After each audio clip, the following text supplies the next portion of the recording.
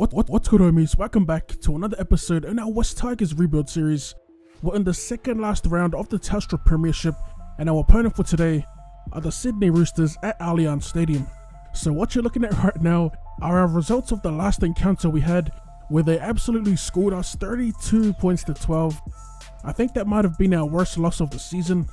Well, in terms of points scored against us, I'm pretty sure that was the highest. And yeah, we were playing against ex-Tigers Jordan Rankin and James Tedesco, and funnily enough, it was Jordan Rankin who stood out of the two.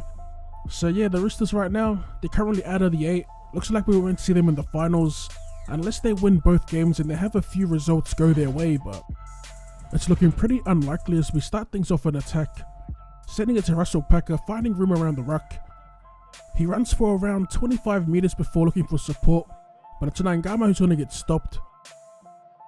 As we send it short to Elijah Taylor, he fends off one defender, gets out of their fullback's tackle. He has a second dig at Taylor, but we get the goose step happening there. A pretty decent run. You don't really see them shrugging off tackles on this difficulty as we try and throw the ball around here, and it finds Josh Reynolds in space. He floats one out to Nofoaluma, pops the chip over the top, regathers, and we're going to score in the corner. That was a pretty decent first try to open the scoring here. And instead of kicking on the last, we decided to use that disjointed defense line. The pass from Brooks to Reynolds was pretty sweet, but I think these kind of tries, I don't want to say impossible, but it seemed like it was pretty impossible to pull off. That was pretty much because the support runners were way too deep, but now that it's been tweaked in the latest patch, the game just flows much better. I think it kind of made broken play a little easier. That's why you'll see me often go out wide straight after the AI knocks the ball on or something like that, or an interception. As we take the strike at goal, like 2 meters in from the sideline, a beautiful looking kick as we sneak it inside the right post. Alright, so we're back in attack. Approaching the 20-minute mark. We're going to get rid of it on the last. Just throwing up a bomb. Pretty terrible kick as it gets caught by Ferguson here, and he's going to race away with Dan Tupou on his heels, and the former Rooster pulls him down. That was a pretty stupid kick by us, really. Shouldn't be bombing from inside our half. As they get the ball to Mitchell Pearce, and he's going to get pulled down around 12 meters out as they get a quick play of the ball, and the man of the match from last game, George Fye, is going to get wrapped up just inside the 10. As they send it wide to Mitchell Pearce, just testing the line, he's going to get pulled down around 2 meters out. On the fourth here, again they send it to this right side, and it looks like he actually powers his way over the line as we get a closer look at who that actually was. I'm trying to think of who plays on the right side. I think that's Mitchell Orbison there, but you can see that he grounds the ball, and the Roosters are going to finally get on the board here. As they get the green lights, and judging from last time we played, it'll be Jordan Rankin here taking the kicks.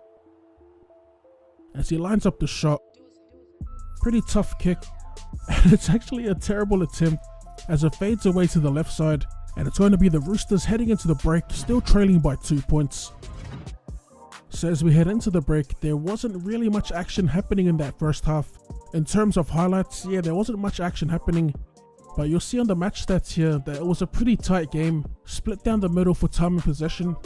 Overall, it was just one of those halves where the game was played pretty much in the middle of the field, a lot of back and forth. Just pretty much one of those typical grinder type of games, as we make a break through the middle here, and it's Josh Aloiai. Always handy to have off the bench, as we send into the left here to Sue, and Sue's going to get pulled down just past halfway. On the second here, as we throw it out to the winger, David Nofoaluma tries to get a flick pass back in field, but it's right into the hands of Mitchell Pearce, and he's going to have too much gas as he races away and scores the Roosters' second try of the game off the back of an unnecessary offload, I guess. It's funny because I barely offloaded pre-patch, but since the patch came out, and like I said about the support runners, I tend to get into that bad habit of offloading at the wrong time. As we jump back into the action with the Roosters, their scrum feed on our 30. They send it to Langbridge, their fullback. I have no clue where Teddy is, but they've got Langbridge there at the back. I kind of failed to try and put him in one-on-one positions with our fullback, but then again, we weren't really in their half that much. As Mitchell Orbison goes for a nice run, pulled down inside our 10, They go short to fire to corner, and corner's going to get wrapped up 5 meters out. On the fourth, as they go short, Mitchell Pearce tries to put a kick through, but he gets wrapped up. All in all, fifth and last, they still got an option to kick here. Everyone looks pretty shallow though, as Blake Ferguson tries to poke a grubber through, well read by Elijah Taylor, and he's going to go on a pretty big run.